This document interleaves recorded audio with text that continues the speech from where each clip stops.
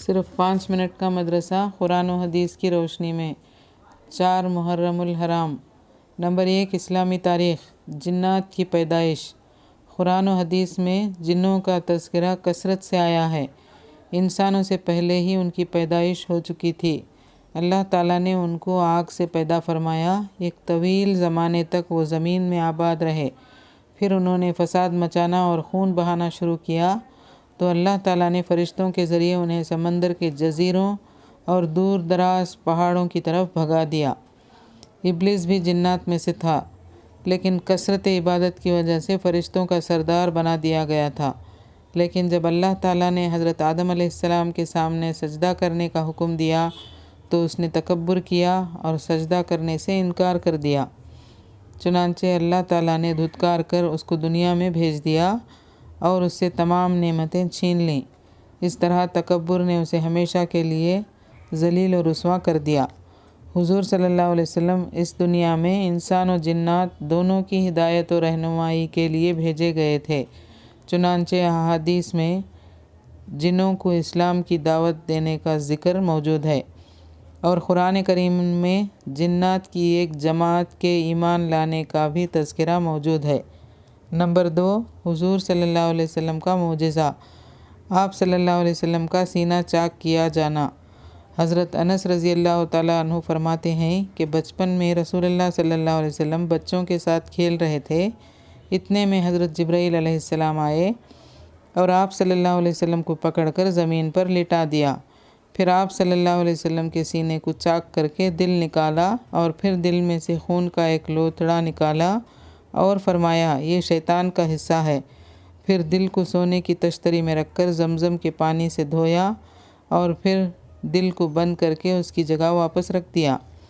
حضرت انس رضی اللہ تعالیٰ عنہ فرماتے ہیں کہ میں آپ صلی اللہ علیہ وسلم کے سینے پر ان ٹانکوں کا اثر بھی دیکھتا تھا۔ نمبر 3، ایک فرض کے بارے میں نماز چھوڑنے پر وعید۔ رسول اللہ صلی اللہ علیہ وسلم نے فرمایا، نماز کا چھوڑنا آدمی کو کفر سے ملا دیتا ہے۔ ایک دوسری حدیث میں آپ صلی اللہ علیہ وسلم نے فرمایا، ایمان اور کفر کے درمیان نماز چھوڑنے کا فرق ہے۔ نمبر 4، ایک سنت کے بارے میں ہدایت کے لیے دعا۔ اللہ تعالیٰ سے ہدایت طلب کرنے کے لیے ان الفاظ میں دعا کرنی چاہیے، اہدنا الصراط المستقیم۔ ترجمہ، اے اللہ ہمیں سیدھے راستے کی ہدایت فرما۔ نمبر 5، ایک اہم عمل کی فضیلت۔ نماز کے بعد کی تسبیحات۔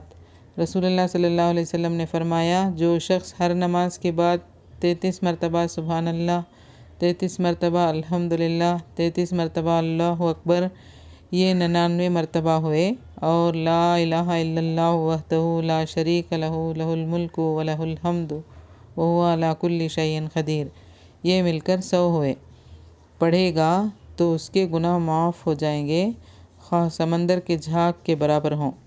نمبر 6، ایک گناہ کے بارے میں۔ اسلام کے علاوہ کوئی دین مقبول نہیں۔ قرآن میں اللہ تعالیٰ فرماتا ہے، جو شخص اسلام کے علاوہ کسی دوسرے دین کو پسند کرے گا تو اس کا وہ دین ہرگز قبول نہ کیا جائے گا اور وہ آخرت میں نقصان اٹھانے والوں میں سے ہوگا۔ نمبر 7، دنیا کے بارے میں۔ کافروں کے مال سے تعجب نہ کرنا۔ قرآن میں اللہ تعالیٰ فرماتا ہے، تم ان کافروں کے مال اور اولاد سے تعجب میں مت پڑنا، کیونکہ اللہ تعالیٰ دنیا ہی کی زندگی میں ان کافروں کو عذاب میں مبتلا کرنا چاہتا ہے، اور جب ان کی جان نکلے گی تو کفر کی حالت میں مریں گے۔ نمبر 8، آخرت کے بارے میں خبر کے 3 سوال۔ ایک مرتبہ رسول اللہ صلی اللہ علیہ وسلم نے فرمایا، مومن بندہ جب قبر میں پہنچتا ہے تو اس کے پاس 2 فرشتے آتے ہیں اور اس کو بٹھاتے ہیں، پھر اس سے پوچھتے ہیں کہ تیرا رب کون ہے؟ وہ کہتا ہے کہ میرا رب اللہ ہے۔ پھر پوچھتے ہیں کہ تیرا دین کیا ہے؟ وہ کہتا ہے میرا دین اسلام ہے۔ پھر پوچھتے ہیں تمہارا نبی کون ہے؟ وہ کہتا ہے محمد رسول اللہ صلی اللہ علیہ وسلم۔ نمبر 9، طب نبوی سے علاج۔ کھجور سے علاج۔ رسول اللہ صلی اللہ علیہ وسلم نے فرمایا، زچگی کی حالت میں تم اپنی عورتوں کو تر کھجور کھلاؤ، اور اگر وہ نہ ملیں تو سوکھی کھجوریں کھلاؤ۔ فائدہ، بچے کی پیدائش کے بعد کھجور کھانے سے عورت کے جسم کا فاسد خون نکل جاتا ہے اور بدن کی کمزوری ختم ہو جاتی ہے۔